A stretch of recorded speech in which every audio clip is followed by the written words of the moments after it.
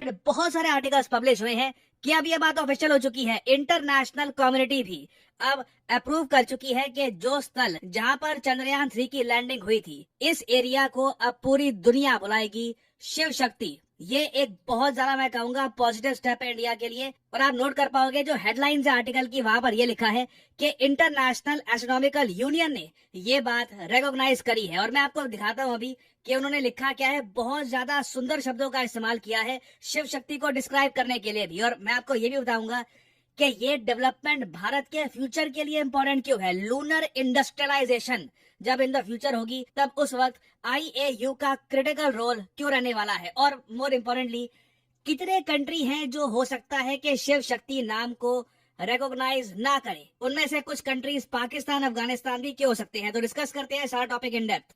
Okay, तो international astronomical union, इसके headquarters आपको मिलेंगे फ्रांस की राजधानी पेरिस में। बहुत ही इंपॉर्टेंट संगठन है ये। 80 से ऊपर कंट्रीज यहाँ पर मेंबर हैं। ऑब्वियसली इंडिया भी यहाँ पर एक मेंबर कंट्री है। और ये लोग सिर्फ नामकरण नहीं करते कि किसी साइड का नाम किसी कंट्री ने दे दिया, उसको सिर्फ ऑफिशियल बनाने का काम नहीं है इनका। ये लोग देखिए स्पेस का जो डेटा है इसको पब्लिक के सामने रखना, रिसर्च करना, एनालिसिस करना, स्पेस की फील्ड में ये लोग बहुत कुछ करते हैं। और मैं आपको दिखाना चाहता हूँ जो कंबाइंड वेबसाइट है नासा, IUA और USGS की, यहाँ पे आप देख पाओगे ये नोटिफिकेशंस है यहाँ पर कि हाल ही में किस प्लैनेट या फिर किस सैटेलाइट का कौन सा एरिया है जहां पर नया नाम रखा गया है। यहाँ पे आप देख पाओगे नीचे लिखा है name approved for moon. Moon के एक स्थल का नाम अप्रूव कर दिया गया है, स्टेशियो Shiv Shakti. Usually स्टेशियो as a prefix ये लोग यहाँ पर लगाते हैं। और आगे अगर मैं शिव शक्ति पे यहाँ पे क्लिक करूंगा ना, तो ये एक प्रॉपर मैप दिखाते हैं मून का। ये आप देख पाएंगे, ये बहुत ज्यादा प्राउड मोमेंट है इंडिया के लिए।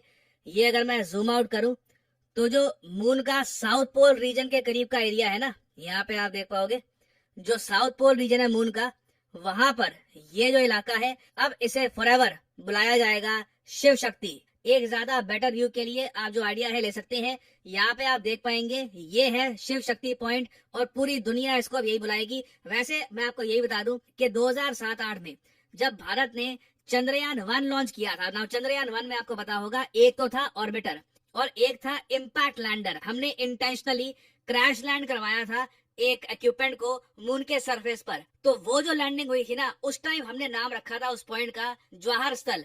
हमारे देश के पहले प्रधानमंत्री के सम्मान में जवाहर स्थल।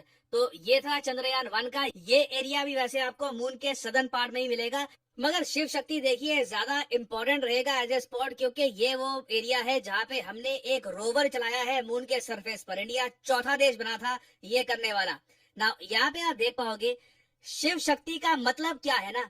ये इस UN US की जो एक कोलैबोरेशन वाली वेबसाइट है, यहाँ पे इसके बारे में लिखा गया है।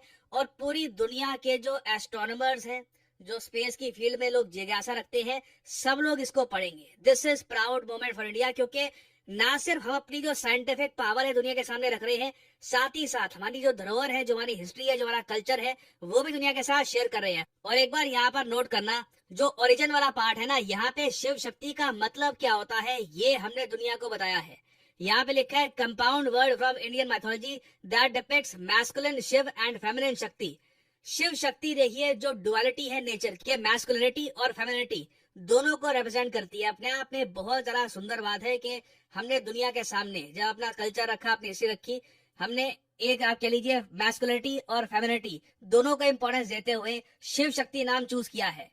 अब अगला क्वेश्चन यहाँ पे आपका ये आएगा कि अब ठीक है पूरी दुनिया इसको एक्सेप्ट करेगी ना। Well, not necessarily. याद है मैंने आपको कहा था कि इंटरनेशनल एस्ट्रोनॉमिकल यूनियन के 80 से ऊपर मेंबर है, मगर कई कंट्रीज हैं जो यहाँ पर मेंबर ही नहीं है।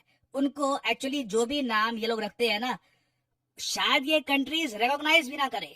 क्योंकि एक बार जो ये वर्ल्ड मैप है, ये देखो जो भी आपको ग्रीन स्टेट्स यहाँ पे आपको दिख रही है ना, ग्रीन कंट्रीज, ये सब आज के समय IAU के नेशनल मेंबर कंट्रीज हैं। और फिर आपको जो कंट्रीज दिख रही हैं ग्रे में, ये मेंबर कंट्रीज नहीं है। जो पिंक कंट्रीज यहाँ पे आपको दिख रही हैं, इनकी मेंबरशिप सस्पेंड कर दी गई है या फिर इनको ग्रुप से निकाल दिया गया है इनडेफिनेटली। इनमें आपको ईरान मिलेगा, सऊदी अरेबिया मिलेगा, आप नोट कर पाओगे सीरिया भी यहाँ पर है, नॉर्थ कोरिया भी यहाँ पे आपको मिलेगा। किसी ना किसी कारण की वजह से इन सब कंट्रीज को निकाला गया है। अब क्वेश्चन यहाँ पर यह आता है कि जो कंट्रीज IAU के मेंबर हैं, वो तो डेफिनेटली मून के उस एरिया को शिव शक्ति ही कहेंगे जहां पर चंद्रयान 3 की लैंडिंग हुई थी। बट जो नॉन मेंबर कंट्रीज हैं उनका क्या? क्या कल को वो उस एरिया को कुछ और नाम दे सकते हैं? This remains to be scene.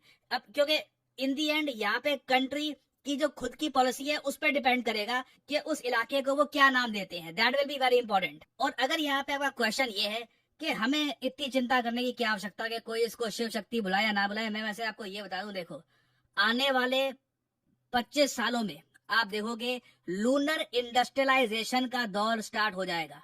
Moon पर जो रिसोर्सेज हैं उन पर कंट्रीज अपना हक जमाना स्टार्ट कर देंगे। मैं सरप्राइज नहीं होऊंगा, हालांकि मोस्ट प्रॉब्ली तब तक मैं बूढ़ा हो चुका हूँ, मर जाऊंगा तब तक, तो खैर बहुत टाइम हो जाएगा। बट एक टाइम आएगा इवेंचुअली जब मून के रिसोर्सेज को लेकर अर्थ में कॉन्फ्लिक्ट हो सकती है। It can very much happen.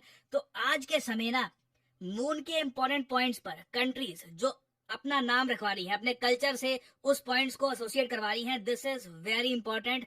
आगे आने वाली जनरेशन याद रखेंगी कि शिव शक्ति जो हमारे पूर्वज थे, जो एक पुरानी जनरेशन थी इंडियंस की, उन्होंने ये लूनर लैंडर यहाँ पर भेजा था। और इंडिया दावे से कह सकता है कि जैसे शिव शक्ति ये एरिया इंडस्ट्रियलाइजेशन के लिए और पर्पसेस के लिए कल को इंडिया को मिलना चाहिए। तो फॉर द टाइम बीइंग, चाहे इसकी इंपॉर्टेंस आपको इतनी ना लग रही हो, in the future this will matter a lot.